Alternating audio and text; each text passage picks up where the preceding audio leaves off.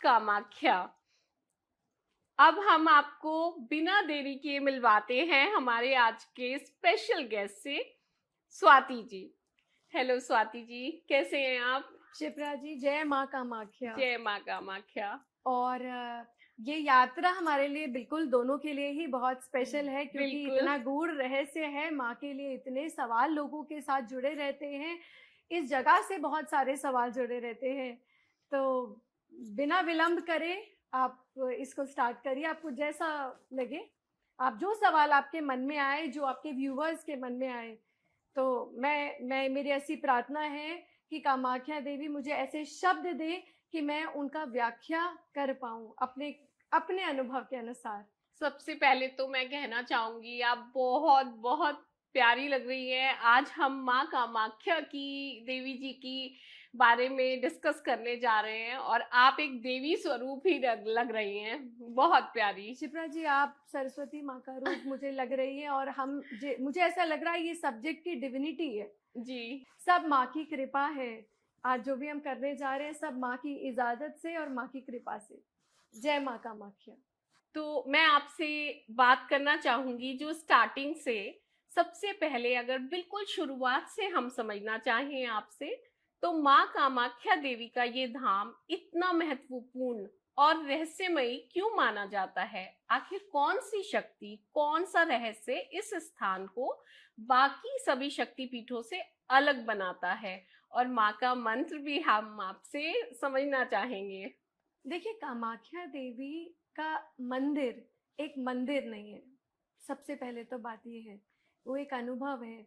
वो सृष्टि है, प्रकृति है, उसमें विनाश है, उसमें सब कुछ है, उसमें साधना है जी। ये मंदिर में कोई भी अगर आप देखें तो शिप्रा जी, इसमें कोई भी माँ की कोई अलंकृत कोई मूर्ति नहीं है। यहाँ कोई स्वर्ण सिंहासन नहीं है। ओके। क्योंकि हमारे अगर हम नॉर्मल लोगों को क्या चाहिए, जब तक हम दर्शन की बात करते हैं तो हम यही मानते हैं कि इस तरीके के दर्शन होंगे। बिल्कुल। पर यहाँ पर है यूनि शिलाखंड माँ का। जी। यहाँ पर आपको जैसे जैसे आप गर्भगृह में प्रवेश करेंगे तो आप वहां पर देखेंगे निरंतर बहता हुआ जल है, जो कि योनि पीठ पर है। और वहां पर एक अनंत काल से एक दीपक प्रज्वलित है। वो अनंत काल से है। जी। और आपको वहां की ऊर्जा महसूस होगी। आप वहां पर जब जाएंगे तो वो आपको ऊर्जा महसूस होगी, उस जल की नमी महसूस होगी, उस प्रकाश की ऊर्जा महसूस होगी, और उस माँ के गर्भगृह की आपको ऐसा अनुभव होगा जैसे आप स्वयं माँ के गर्भ में प्रवेश कर रहे हैं। ये मेरा निजी अनुभव है। मैं आपसे पूछना ही चाहती थी क्योंकि आप गए हैं वहां, तो आपका अनुभव वहां पर क्या रहा? और एक कुछ आपने रियल कुछ ऐसा फील किया हो जो बहुत डिफरेंट हो, जो आप ऐसा महसूस कर पाई हो कि ये कुछ डिफरेंट है, ये आम बात नहीं है? देखिए, अक्सर क्या होता है कि जब भी आप शक्तिपीठ पर आप जाते हैं तो आप सोचते हैं मैं यहाँ आके दर्शन करूंगी। दर्शन का मतलब क्या है? मूर्ति सामने होगी, जी। आप दर्शन करेंगे। यहाँ कुछ दर्शन जैसा कुछ है ही नहीं। यहाँ सब कुछ अनुभव है, क्योंकि सब कुछ ये अंतर्मुखी है। यहाँ पर बाहरी मुखी कुछ है ही नहीं। आप जैसे कहते हैं ना, कामाख्या वरदे देवी नील पर्वत वासिनी, तो ये जो पर्वत पे माँ विराजमान है, अगर आप इसको देखेंगे तो एक तरफ ब्रह्मा जी है, एक तरफ विष्णु जी है, और एक महेश जी है। तो ब्रह्मा विष्णु जी के बीच में ही ये श्री यंत्र के फॉर्म में, अगर आप उससे ऊपर से देखेंगे तो ये एक श्री यंत्र के फॉर्म में है, और बीच में माँ कामाख्या विराजमान है यूनि शिलाखंड के रूप में। तो एक तरीके से आप ये सोचिए, ये कॉस्मिक वूम है, एक ब्रह्मांड का क्रिएशन का पॉइंट है, सेंट्रल पॉइंट है। तो यहाँ को जितना आप समझेंगे वो उतना ही कम है, क्योंकि यहाँ पर माँ कामाख्या कहने से ही आप माँ की ऊर्जा को महसूस कर लेंगे। इसीलिए यहाँ पे तंत्रों साधकों की ये एक तरीके से जगह है। यहाँ पर आपको तंत्र साधक मिलेंगे। यहाँ पर ये उनकी कहीं ना कहीं काशी नगरी है। ओके।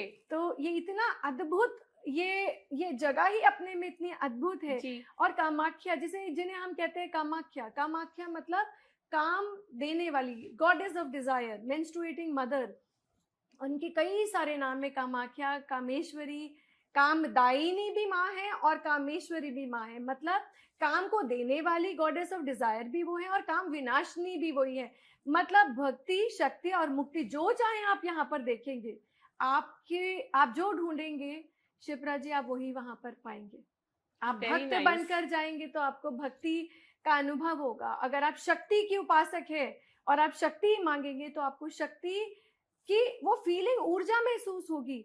और आप ये भी देखते हैं कितना कॉरपोरेट और कितने पॉलिटिशियंस वहां पर जाते बिल्कुल हैं। बिल्कुल। तो भक्ति और शक्ति और मुक्ति के लिए आप साधकों को देखिए जो कितने समय से वहां पर कुंड के पास अ, अपनी भक्ति में लीन है। तो जी भक्ति, शक्ति और मुक्ति तीनों का ये अद्भुत संगम है।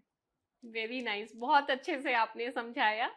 तो अब हम आपसे अगला क्वेश्चन करेंगे कि माँ कामाख्या देवी को योनि पीठ और शक्ति पीठ क्यों कहा जाता है, और इसका संबंध दक्ष प्रजापति और माता सती की कथा से कैसे जुड़ता है। ये कथा मैंने भी सुनी है और हमारे जितने भी व्यूअर्स दर्शकों ने हैं भी बिल्कुल बहुत अच्छे से सुनी होगी, पर आज जी। हम आपसे डिटेल में समझना चाहेंगे।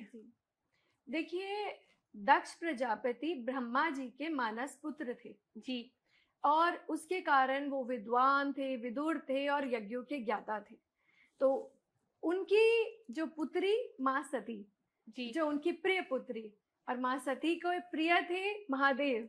बिल्कुल। तो जब सती माता ने शिव जी को अपने वर रूप में चुना, तो ये कहीं ना कहीं दक्ष प्रजापति को कहीं ना कहीं स्वीकार नहीं था, क्योंकि उनको लगता था हमारे महादेव भस्म रमा कर बैठे हैं, संसारिक चीजों से दूर हैं और समाज के नियमों से परे हैं, भिक्षुक हैं। जी तो कहीं ना कहीं उनके मन में इस चीज की कहीं ना कहीं एक्सेप्टेंस नहीं थी, मैं आपको कहूंगी। राइट। तो इसी के चलते उनमें थोड़ा अहंकार भी था, क्योंकि विद्वान तो वो थे ही। जी तो उन्होंने एक बार एक महान यज्ञ का आयोजन किया, जिसमें उन्होंने समस्त ऋषियों को और देवताओं को आमंत्रित किया, पर नहीं किया तो हमारे महादेव को।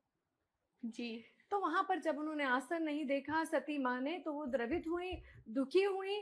सो उसी के बाद माँ सती ने द्रवित होकर, क्योंकि उन्हें इस बात से बहुत दुख हुआ, और उसके बाद उन्होंने उसी यज्ञ में अपना देह त्याग दिया जी अपनी योग अग्नि के द्वारा।